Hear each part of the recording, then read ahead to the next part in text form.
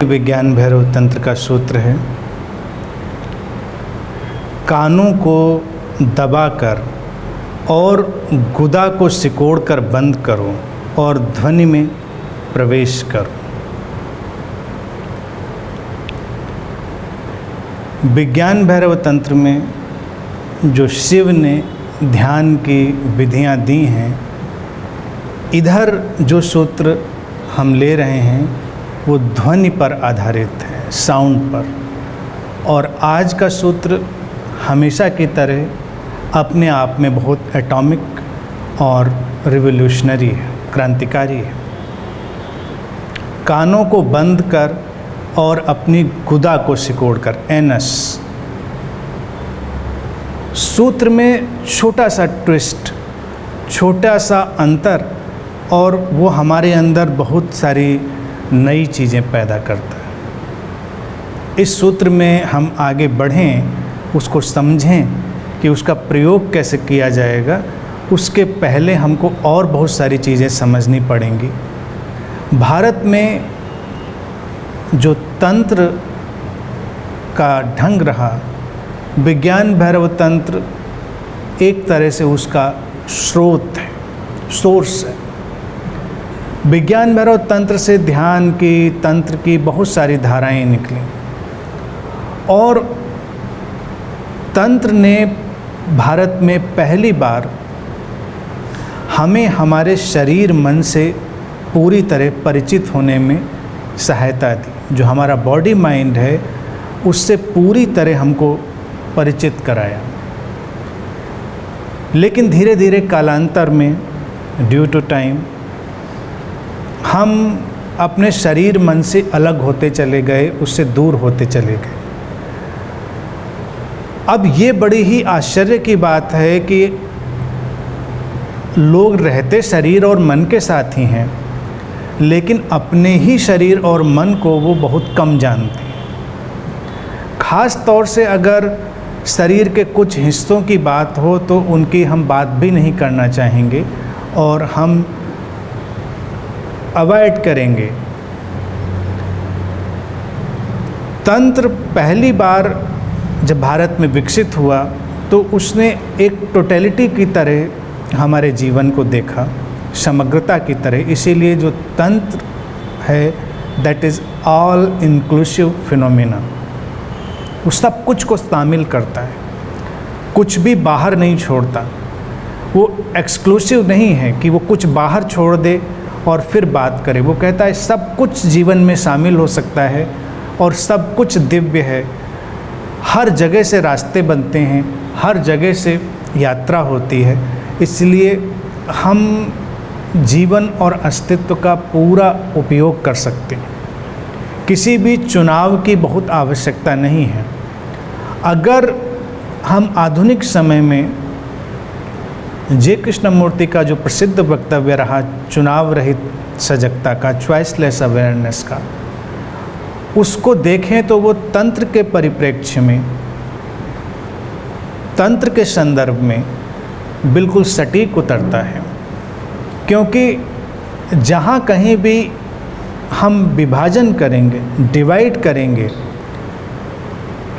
ऊपर और नीचे में, दिव्य और गैर दिव्य में, महान और गैर महान में, महत्वपूर्ण और गैर महत्वपूर्ण में, वहाँ पर हम चुनाव रहित नहीं हो सकते।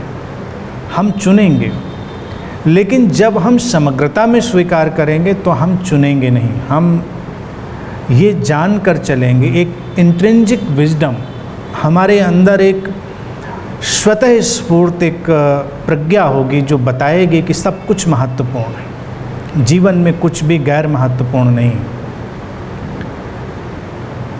तंत्र के दर्शन और तंत्र के प्रयोगों के आधार पर ही भारत में एक बहुत बड़ी मात्रा में बॉडी लैंग्वेज का सिस्टम भी पैदा हुआ। आज हम बॉडी लैंग्वेज पर काम कर रहे हैं। धीरे धीरे बहुत सारी चीज़ें समझी जा रही हैं, मनोविज्ञान और बहुत सारा जो आधुनिक दर्शन है उसके साथ चलते हुए, कि हमारा शरीर एक ख़ास किस्म की भाषा लेकर चलता है।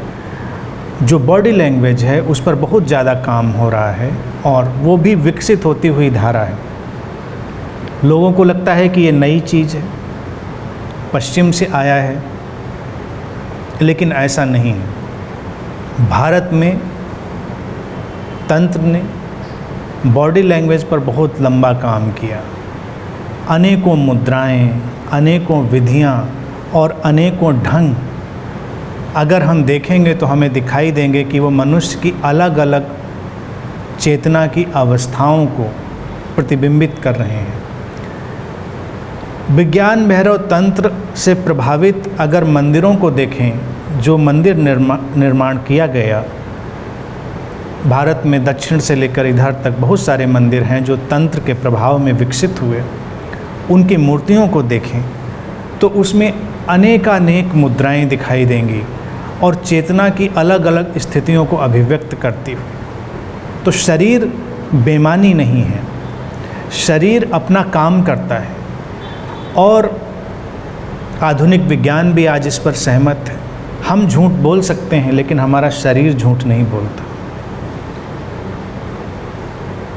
हमारा मन झूठ बोल सकता है लेकिन शरीर झूठ नहीं बोलता। शरीर का अपना ही एक ढंग है। शरीर पर कहाँ कहाँ क्या क्या प्रभाव पड़ते हैं ये हम तभी जान सकते हैं जब हम शरीर को बिना किसी निंदा के पूरे स्वीकार से, सम्मान से, गरिमा से, पूरी डिग्निटी से, सेंसिटिविटी से स्वीकार करें, एक्सेप्ट करें और उसको नख सिक तक हम उस डिग्निटी के साथ देखें। तब हमको नज़र आएगा कि हमारे अंदर ऐसी ऐसी चीज़ें होती हैं जो अकल्पनीय हैं। शरीर एक तरह से देखा जाए रडार का काम कर रहा है। पूरा जो अंतर जगत और जो बहिर्जगत, जो इनर वर्ल्ड और आउटर वर्ल्ड है, उन सबको सिम्टोमेटिक ढंग से, लाक्षणिक रूप से एक्सप्रेस कर रहा है, अभिव्यक्त कर रहा है। अस्तित्व में अगर कोई हलचल हो रही है तो हमारे शरीर में भी हलचल शुरू हो जाती है, क्योंकि जिस तरह से पुराने शास्त्र कहते हैं कि जो हमारी शरीर की संरचना है वही इस ब्रह्मांड की संरचना है। पुराने शास्त्रों के ये सामान्य से और बहुप्रचलित वक्तव्य हैं कि जो इस पिंड में है वही ब्रह्मांड में है। एक सिंक्रोनाइज्ड ऑर्केस्ट्रा चल रहा है। फिर बहुत कुछ ऐसा है जो हमारे अंतर जगत में हो रहा है, मन में हो रहा है, वो हमारे शरीर पर आकर अपना काम कर रहा है। तो उसके लिए अब टर्म विकसित हो गया साइकोसोमैटिक, और हम साइकोसोमैटिक ही बात करते हैं, यानी कि जो होलिस्टिक चिकित्सा है और जो साइंटिफिक वे है वो शरीर मन को अलग करके नहीं देखते। शरीर का मन पर प्रभाव होगा और मन का शरीर पर प्रभाव होगा। तंत्र और योग ने इस पर बहुत विस्तार से काम किया। इसीलिए वो कहते हैं कुछ मुद्राएं, कुछ अवस्थाएं अगर हम उनका प्रयोग करें तो हमारी मन दशा बदल जाएगी, हमारी आंतरिक दशा बदल जाएगी। ऊर्जा के अपने प्रवाह हैं। अब एक पूरा का पूरा शास्त्र विकसित हो रहा है। पहले भी था इधर उधर बिखरा हुआ, लेकिन अब उसको संग्रहित करके पूरी तरह एक सिस्टमैटिक मेथड की तरह से विकसित किया गया है।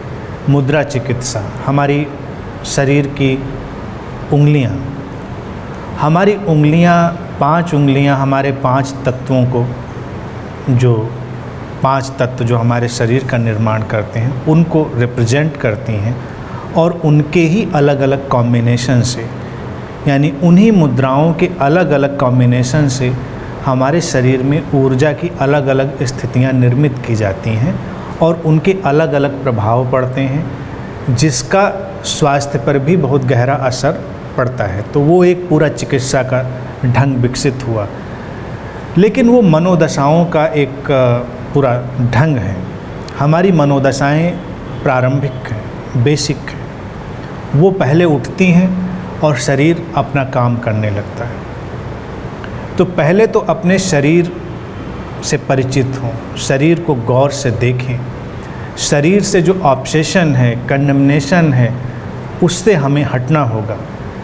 तब हम ऐसे सूत्रों की गहराई में प्रवेश कर पाएंगे। सूत्र कहता है कि कानों को बंद करो, गुदा को सिकोड़ो, यानी कि जो एनस है, मलद्वार है, उसको आप अंदर की तरफ खींचें और ध्वनि में प्रवेश करें। So what is entering into sound? क्या है ध्वनि में प्रवेश करना? ध्वनि में प्रवेश का अर्थ है उस शून्यता में, उस मौन में प्रवेश जो ध्वनि के पीछे खड़ा हुआ है। ध्वनि उपजती है शून्य से, मौन से, और जब हम ध्वनि में प्रवेश करते हैं तो हम अंतिम रूप से प्रवेश कर जाते हैं उस खला में, उस शून्यता में, उस नथिंगनेस में या उस मौन में। लेकिन हमारा ये जो मल द्वार है, गुदा है, ये क्या रोल इसमें प्ले करता होगा? क्यों शिव ने इसको सूत्र में लिया? ये बड़ी समझने जैसी बात है। ध्वनि के हमारे शरीर में दो ही सबसे महत्वपूर्ण केंद्र, हमारे कान और हमारे एनस, गुदा। ध्वनि कानों से प्रवेश करती है और हमारे मल द्वार से, गुदा से बाहर निकल जाती। लेकिन चूंकि हम शरीर से परिचित नहीं होते, इसलिए हमको इसका कभी एहसास नहीं होता। अब जो इंटेस्टाइनल मसल्स हैं, जो हमारे आंतों की मांसपेशियां हैं, जो उस सारे पेल्विक रीजन को कंट्रोल करती हैं, उन पर पूरी तरह से देखा गया है कि दो मनोभावों का सबसे ज़्यादा असर पड़ता है, हमारे भय का और हमारे लोभ का, फियर का और ग्रीड का। और जो सामान्य जीवन है पूरा का पूरा वो इन्हीं दो मनोभावों पर खड़ा है, भय पर और लालच पर, फियर पर और ग्रीड पर। ऑर्गेनाइज्ड रिलीजन, पॉलिटिक्स, संसार के जितने सिस्टम हैं वो सब इन्हीं दो चीज़ों पर खड़े हैं, भय और लालच, फियर और ग्रीड। प्रबंधन भी बहुत तरह से इसी पर खड़ा है। मैनेजमेंट भी, किसी से काम कराना है तो उसको भय दो या लालच दो। लालच दो तो इंसेंटिव्स दो उसको, भय है तो नौकरी से निकालने का भय दो उसको। भय और लालच पर ही पूरी दुनिया खड़ी है। अब इन दोनों के सारे इम्पैक्ट जो हैं हमारे इसी मूलाधार पेल्विक रीजन में और ख़ास तौर से हमारे मल द्वार के आसपास इनके भाव इकट्ठे होते हैं। इंटेस्टाइनल जो मसल्स हैं वहाँ पर काम करते हैं। भय अगर बहुत ज़्यादा पकड़े तो लोगों की मसल्स लूज हो जाती हैं, आंतों की मांसपेशियाँ धीरे धीरे कमज़ोर पड़ने लगती हैं। तो जो लोग बहुत भयग्रस्त रहते हैं उनको अपने इन मांसपेशियों के नियंत्रण पर बड़ी मुश्किल होती है। यानी कि अगर कोई डर जाए तो उस अवस्था में उसका मल निकल जाएगा, पेशाब निकल जाएगा, वो डरा हुआ व्यक्ति कुछ भी करेगा। अब इस सूत्र पर हम बोलेंगे तो इन शब्दों का सारा उपयोग हमें करना पड़ेगा। हम उन्हीं से बचते हैं, इसीलिए कभी बात नहीं हो पाती। शिव ने सूत्र ऐसा डाला है कि उसमें ये सारी बात होगी। अब कोई भय में है तो उसकी ये अवस्था होती है, और अगर भय डीप रूटेड हो जाए तो क्रॉनिकल उसके इंटेस्टाइनल वीकनेस क्रिएट हो जाती है। बार बार पेट खराब होगा, ठीक ही नहीं होगा और वो चलता रहेगा। और ऐसे लोगों के लिए एक बात और कही जाती है कि पेट में कोई बात नहीं पचती। अब बात का पेट से क्या रिश्ता है?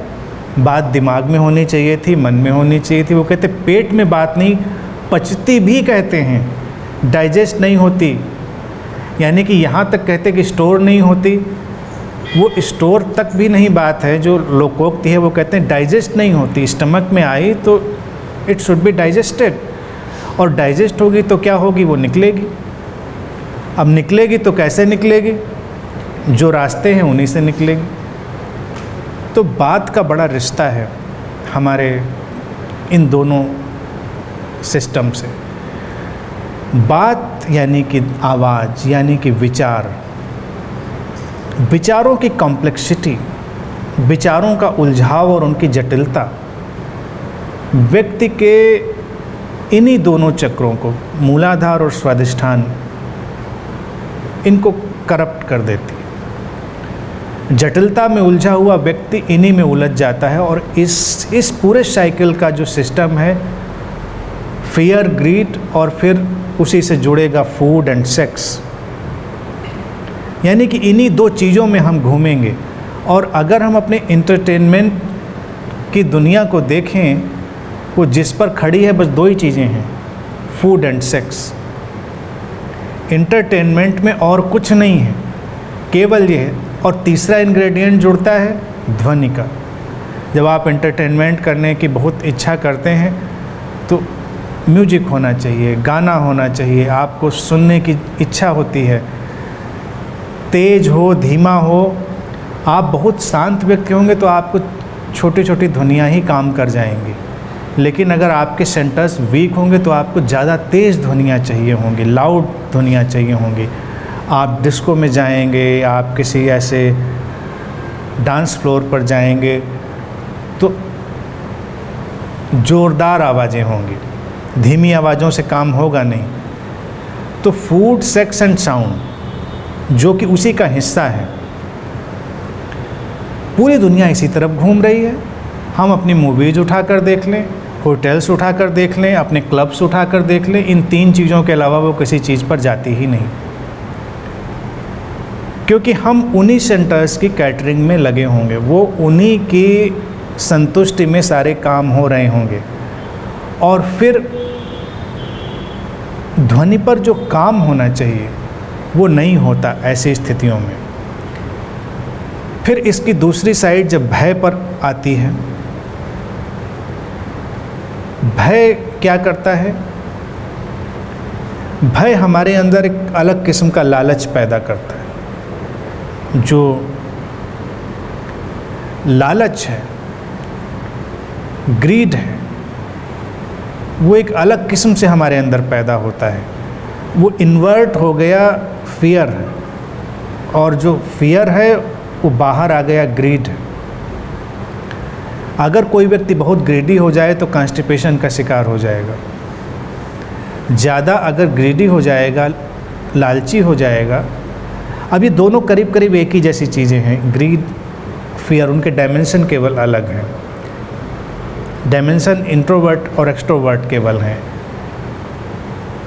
अंदर चला जाएगा तो ग्रीड में कन्वर्ट होगा, ग्रीड वाला व्यक्ति इनसिक्योरिटी में जाएगा, इनसिक्योरिटी में जाएगा तो बहुत सारी चीज़ों का इंतज़ाम करेगा, पकड़ बनाएगा, पॉजेसिव होगा, चीज़ों को छोड़ने में मुश्किल होगी उसको, एक अलग किस्म की पकड़ उसके अंदर होगी ज़िंदगी पर।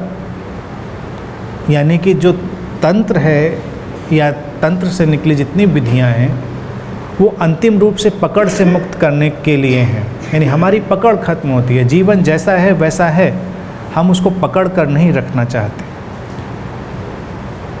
ग्रीड जब पैदा होगा तो पॉजिटिवनेस पैदा होगी, और समाज में ज़्यादातर मात्रा में ग्रीड जब पैदा हुआ तो पॉजिटिवनेस क्रिएट हुई। वो लेकर आया इनसिक्योरिटी को जो बैकग्राउंड में है। इसीलिए ज़्यादातर महिलाएं हमारे समाज में, जो इनसिक्योरिटी उनके अंदर समाज ने डाली, हमारी आर्थिक, सामाजिक, राजनीतिक हालतों ने उनके अंदर जो असुरक्षा का भाव पैदा किया, तो उनके अंदर इनडायरेक्ट असुरक्षा और उससे निकली हुई पॉजिटिवनेस, और उस पॉजिटिवनेस के साथ फिर और तमाम तरह का पेंडोरा बॉक्स खुलता चला जाता है। शरीर की मुश्किलें, शरीर की तकलीफ़ें, वो सब पीछे पीछे आती हैं। अगर आज देखें हम तो इसी बॉडी सिस्टम पर, अगर महिलाओं की ख़ास तौर से बात करें, जो अभी नई रिपोर्ट्स भी बताती हैं, 40 पार करते करते घुटनों की समस्याएं ज़्यादातर महिलाओं को होने लगती हैं। पुरुष भी अब पीछे नहीं हैं, क्योंकि उनके अंदर भी इनसिक्योरिटी का वातावरण कहीं ज़्यादा बन रहा है। अब घुटने क्यों खराब होने लगते हैं जल्दी? आज ये बहुत मात्रा में बढ़ी हुई चीज़ है, क्योंकि हमारा बेसिक सिस्टम वो अलाइंड और बैलेंस्ड होने चाहिए, वो एनर्जाइज्ड होने चाहिए। अगर वो वीक हैं तो हमारा नीचे का हिस्सा पूरा वीक हो जाएगा। उनको स्ट्रांग होना है। तो 2 स्थितियां ही हैं जो भय और लालच की हमने जिक्र किया, तो वो पूरे हमारे जीवन को प्रभावित करके रखे हुए हैं। मौन में अगर जाना है तो इस प्रयोग को करने की हम कोशिश करें। अपने गुदा को, अपने एनस को अंदर की तरफ सिकोड़ें, यानी बंद करें, उन मसल्स को टाइट करें और कानों को बंद करें। तो हमारे अंदर जो इनर साउंड है वो सील हो जाती है। वो इनर साउंड अब कहीं बाहर नहीं जाएगी। लेकिन हमको ध्वनि में प्रवेश का अर्थ यही है कि हमको ध्वनि को सुनना नहीं है, हमको ध्वनि को ऑब्जर्व करना है। प्रवेश करने का मतलब है कि हम उसके अंदर जा रहे हैं और धीरे धीरे जो ध्वनि है वो डिस्पर्स हो जाती है। और हमारे अंदर का जो मौन केंद्र है, जो स्टिल सेंटर है, वो हमारी पकड़ में आता है, हमको वो अनुभव में आता है। वो हमारे जीवन का जो स्रोत है, जो हमारे इन सब चीज़ों से बियॉन्ड है, वो हमारी पकड़ में आता है। जब वो सेंटर पकड़ में आता है तब क्या होता है? स्पष्ट रूप से जो भय और लालच पर खड़ी हुई स्थितियां थी, हम उनसे पार चले जाते हैं। हम उस तरह के एंटरटेनमेंट से पार चले जाते हैं, हम उस तरह की व्यवस्थाओं से पार चले जाते हैं और जीवन की वास्तविकता में या जो एक्चुअल लाइफ है उसके आमने सामने होते हैं। और वहाँ पर खोने और पाने का कोई भय नहीं, लालच भी नहीं, वो एक ही बात है। वो साइकोसोमेटिक जैसा मसला है, ग्रीड एंड फियर। अभी हमारे अंदर सब ऐसी ही चीज़ें हैं। जब तक लहर ऊपर जा रही है, यानी कि हमारा पकड़ में सब कुछ है, तो हमको लगता है कि सब बिल्कुल ठीक है। लेकिन वही लहर जब नीचे जाती है और हमारे हाथ की पकड़ छूटती है तो हम घबराते हैं। इसीलिए अच्छा भला पढ़ा लिखा आदमी, अच्छा भला समझदार दिखाई देने वाला आदमी कई बार इतनी मूर्खतापूर्ण चीज़ें करता हुआ दिखाई देता है कि हमको हैरानी होती है। कई बार लोगों को लगता है कि अंधविश्वास और ये सब चीज़ें क्यों आती हैं, और पढ़े लिखे लोगों में भी क्यों आती हैं। जब तक लहर ऊपर की तरफ जा रही है तब तक नहीं आती, जैसे ही वो नीचे जाती है तो सब आती है, क्योंकि तब उसको समझ में नहीं आता कि क्या हो रहा है, उसको पकड़ में भी नहीं आता कि अब ये हो क्या रहा है। अब दोनों सेंटर्स की अगर बात करेंगे तो वहाँ से सीधी बात समझ में आ जाएगी जन्म और मृत्यु की भी, जो कि फंडामेंटल है। जन्म के लिए भी इसीलिए वही द्वार चुना गया, बिलो द हारा, नेचर ने वही द्वार चुना जन्म के लिए भी। और तंत्र कहता है मृत्यु के लिए भी वही द्वार है। मृत्यु में भी हम अपनी ऊर्जाओं को उधर ही सिकुड़ता हुआ अनुभव करते हैं। इसीलिए मृत्यु के पहले बहुत सारे लोगों के इंटेस्टाइनल मसल्स लूज पड़ जाती हैं, उनकी पोटी निकल जाएगी, सुसु निकल जाएगी। बहुत सारे केसेस में अगर आपको जानकारी होगी तो मृत्यु के ठीक पहले लोगों का मलद्वार ढीला पड़ जाएगा, सुसु हो जाएगी, पोटी हो जाएगी। इसीलिए भारतीय दर्शन में कहते हैं कि प्राण जो होता है उसके निकलने के कई रास्ते हैं। वो मलद्वार से भी निकलता है, पेशाब के रास्ते से भी निकलता है, यानी जितने भी छिद्र हैं शरीर में, द होल्स हैं जितने भी, वो कहीं से भी वो प्राण ऊर्जा जो लाइफ फोर्स है वो निकल सकती है। हायर और अच्छा मानते रहें, वो कहते हैं कि वो सहस्रार से या आज्ञा चक्र से वो निकले जो कि होल नहीं है, यानी कि आँखों से भी निकल सकती है, लेकिन वो एक ट्रांसेंडेंटल स्टेट है। लेकिन अगर आप सर्वेक्षण करें और जानकारी हो तो ज़्यादातर लोगों की मृत्यु की पहले की स्थिति ऐसी ही होती है, उनके इंटेस्टाइनल मसल्स काम करना बंद कर देती, क्योंकि वो धक्का है। और जब तक किसी ने ऐसी विधियों पर काम नहीं किया है और उसके अंदर एक भय से पार जाने की अवस्था पैदा नहीं हुई है, तो वो मस्कुलर फेल्योर होगा ही। अगर ऐसी विधियों पर काम हो चुका है, व्यक्ति भय से बाहर जा चुका है, तो ऊर्जा का धक्का प्राण को ऊपर की तरफ फेंकेगा और वो अलग अवस्थाओं से निकलेंगे। शरीर का अपना एक महत्व है, शरीर को पूरी तरह समझा जाए, लेकिन ज़्यादातर लोगों का जो प्राण है वो निचले द्वारों से ही निकलता है। यहाँ पर ऊंचे और नीचे का कोई भेद नहीं है, बस ये एक इवोल्यूशन के विकास में गुणवत्ता का भेद है। अब ऐसे भी देखें, अगर सामान्य रूप से भी देखें कि कोई अपने हृदय केंद्र या इससे ऊपर की अवस्थाओं में पहुंचने लगे, यानी हृदय केंद्र का अर्थ इमोशनल नहीं होता, हृदय केंद्र का अर्थ है शांति, काजलेस, अकारण शांति। हृदय केंद्र है शांति का केंद्र। अगर कोई शांति के उस केंद्र में पहुंचने लग जाए तो वो बहुत सारे स्टूपिड एंटरटेनमेंट से दूर होने लगेगा। उसको समझ में नहीं पड़ेगा कि इसकी ज़रूरत क्या है, मैं क्या कर रहा हूँ, मैं क्यों जाऊँ। भोजन की उसकी रुचियाँ बदल जाएंगी, क्योंकि भोजन अब सर्वाइवल के लिए नीडेड होगा, स्टिमुलेशन के लिए नहीं नीडेड होगा। अगर हम हृदय केंद्र से नीचे जी रहे होंगे तो वो हमारे लिए स्टिमुलेशन का विषय होगा, और उसके बाद उस सर्वाइवल का। फिर सारी चीज़ें हमको एक अलग ही जोन में ले जा रही होती हैं। शरीर के यही रहस्य और यही शरीर के नियम हैं। और भारत में तंत्र ने इतना प्रयोग किया और हमारे शरीर को इतनी नई दिशाएं दी, लेकिन फिर भी बड़ी ताज्जुब की बात है और कई चीज़ें बड़ी फ़नी सी भी हैं कि अब जैसे आज इतने शब्द उपयोग हो गए, हम इन शब्दों को सामान्य जीवन में तो शायद उपयोग ही नहीं करते, और हमने इन अंगों को, शब्दों को इतना दमित किया कि भारत में अब अभियान चलाना पड़ रहा है कि टॉयलेट बनाए जाएं। आपको टॉयलेट ही नहीं मिलेंगे कहीं, थोड़े बहुत तो मिल जाएंगे। अब लखनऊ जैसे शहर में रह रहे हैं, राजधानी है, आप निकलिए यहाँ पर, आपको कहीं कोई टॉयलेट सड़क पे तो नहीं दिखाई देगा, और जो दिखाई देगा वो आपके उपयोग के लायक नहीं होगा।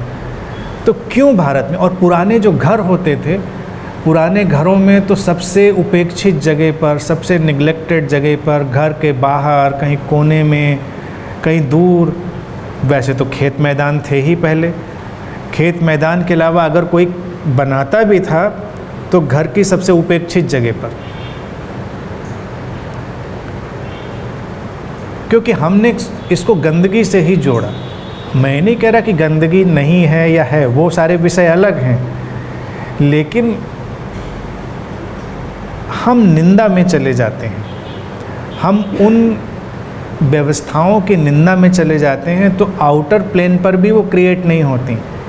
आज के हमारे टाइम में आउटर प्लेन पर हमको इतने सिविलाइज्ड होने के बावजूद भी इस बात का अभियान चलाना पड़ता है कि टॉयलेट होना चाहिए। और टॉयलेट देखा जाए सबसे इम्पोर्टेंट और बहुत लग्जरियस जगह होनी चाहिए।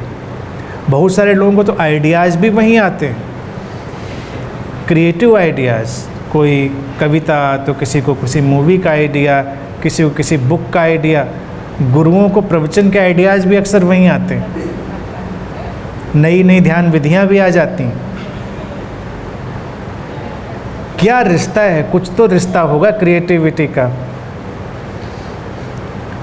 जितना रोचक है उतना रिश्ता भी होगा इस चीज़ का कुछ। होता है नहीं होता है इस सब के अलग हमको एक डिटैच्ड ऑब्जर्वर की तरह देखना चाहिए, ना पक्ष में खड़े होकर ना विपक्ष में खड़े होकर, ना इनकार करके ना स्वीकार करके। अच्छी स्थिति ये है। जैसे हम कहते हैं वैज्ञानिक सोच, तो वैज्ञानिक सोच एक अलग काइंड का सुपरस्टिशन है, क्योंकि हम पहले ही मान चुके हैं कि ऐसा है। वैज्ञानिक सोच को मैं वो कहता हूँ जब हम कुछ भी नहीं मानते, हम ओपन हैं, हम चीज़ को एक्सप्लोर कर रहे हैं, हम ओपन माइंडेड होकर देख रहे हैं। हो सकता है, क्या हो सकता है पता नहीं। अक्सर हमारे जो ये सेंटर्स हैं और ये हमारे बॉडी पार्ट्स हैं, ये हमारे अंदर एक अलग किस्म की ओपनिंग पैदा करते हैं। इस रील में और दूसरी रील में, फिजिकल और नॉन फिजिकल रील में, वो एक ओपनिंग पैदा करते हैं। अक्सर लोग फेंट होते हैं, बेहोश होते हैं रात में जब यूरिन के लिए गए होते हैं तभी। हार्ट अटैक्स पड़ते हैं ज़्यादातर उसी वक्त जब लोग उठे हुए होते हैं। 4 बजे के करीब हार्ट अटैक का सबसे ज़्यादा रेट है। लोग सुबह सुबह उठते हैं यूरिन के लिए और अचानक फेंट हो जाते हैं, गिर जाते हैं। बहुत रात में इसलिए अलर्ट होने की ज़रूरत होती। कुछ हिट ऐसा होता है। और अगर आप बेहोश हुए हैं, कभी फेंट हुए हैं, तो आप देखेंगे 2 चीज़ें घटती हैं जो इस सूत्र के विज्ञान को, बॉडी के सिस्टम को एक्सप्लेन करती हैं। अगर आप कभी फेंट हुए हैं, बेहोश हुए हैं, तो सबसे पहले तो आपके कानों में कुछ गूंजना शुरू होता है, गूं की आवाज़ शुरू होती है और सुनाई देना बंद होने लगता है। आपको लगता है धीरे धीरे सुनाई देना बंद हो रहा है। आँखों के आगे अंधेरा छा रहा है, वो एक अलग चीज़ है। धीरे धीरे आपको लगेगा कि आप सुन नहीं पा रहे हैं, कुछ कानों में हो रहा है अजीब सा। और तुरंत ही आपको सूसू पॉटी की नीड महसूस होगी। ज़्यादा कंडीशन में तो निकल ही जाता है, आप रोक ही नहीं पाते। कई कंडीशंस में, एक्सट्रीम कंडीशंस में ऐसा ही होता है। यानी कि दोनों चीज़ें साइमल्टेनियस होंगी। आप जाएंगे, आप गए यूरिन के लिए और तुरंत ही जब फेंट होने की सिचुएशन होगी तो कान बंद और सिस्टम बंद, हिस्से जुड़े हुए हैं। ये ओपनिंग है। ओपनिंग बहुत सारे काम करती है, क्योंकि ये सेंटर्स बहुत इम्पोर्टेंट हैं और इनसे हमारे जीवन की बहुत सारी स्थितियाँ जुड़ी हुई हैं। फिर अगेन जितना भी ये सारा सिस्टम है, फिर वो खड़ा हुआ उन्हीं चीज़ों पर है, भय पर और लालच पर। आप भयभीत होते हैं तो बहुत सारी चीज़ें आपके साथ हो जाती हैं। तो कुल मिलाकर हमको उन बातों में नहीं जाना है। ये सारी बातें मैं केवल इशारे देने के लिए कर रहा हूँ कि कितनी संभावनाएं हैं, कितनी पॉसिबिलिटी हैं, कितने पोर्टल्स हैं, कितने डोर्स हैं, कितनी उनके रेंज है जिसको हम समझ सकते हैं। तो इस सूत्र में प्रवेश करें, इसका अगर प्रयोग करें तो पहले अपने शरीर को पूरे ऑनर से, रिस्पेक्ट से देखें और शरीर की आवाज़ सुनें, शरीर से रिलेट करें, उसका कंडेमनेशन न करें और फिर इस प्रयोग को करें। प्रयोग बड़ा सिंपल है। दोनों कान बंद करें और अपनी गुदा को, एनस को ऊपर की तरफ खींच लें। मसल्स को स्क्वीज़ करें और ऊपर की तरफ खींच लें। थोड़ी देर में अंदर एक वर्लपूल सा साउंड का सुनाई देगा, एक गूंज सी सुनाई देगी और उस ध्वनि में डूब जाए। जैसे ही उस गूंज में, उस इको में डूबेंगे, धीरे धीरे धीरे धीरे करके हम उस शून्यता की तरफ, उस नथिंगनेस में, उस साउंडलेस स्टेट में बढ़ेंगे जहाँ पर कोई भी साउंड नहीं है। जिस दिन भी कोई उस सेंटर ऑफ साउंड को टच करता है, वो सारे ग्रीड और फियर से फ्री हो जाता है, जन्म मृत्यु के भय से मुक्त हो जाता है और गहरी शांति में प्रवेश करता है। उसका बाहरी तौर से जो लक्षण होगा वो यही होगा कि अब शांति है, कोई बेचैनी नहीं, कोई हलचल नहीं, और हम उस जगह आ चुके हैं, उस सेंटर में प्रवेश कर चुके हैं। इसकी पहचान हमेशा गहरी से गहरी और अकारण, कॉजलेस शांति से ही करनी होती है और कोई पहचान नहीं है कि तुमको विजन्स दिख रहे हैं, मिरेकल्स हो रहे हैं या कुछ, उसका कोई मतलब नहीं है। जब तुम शांत और कोई भी चीज़ तुमको विचलित नहीं करती और कुछ भी तुमको भय और लालच में नहीं ले जाता, तब तुम उस ध्वनियों के केंद्र में, सेंटर ऑफ साउंड में प्रवेश कर गए हो, जिसकी चर्चा विज्ञान भैरव तंत्र का इस सूत्र कर रहा है।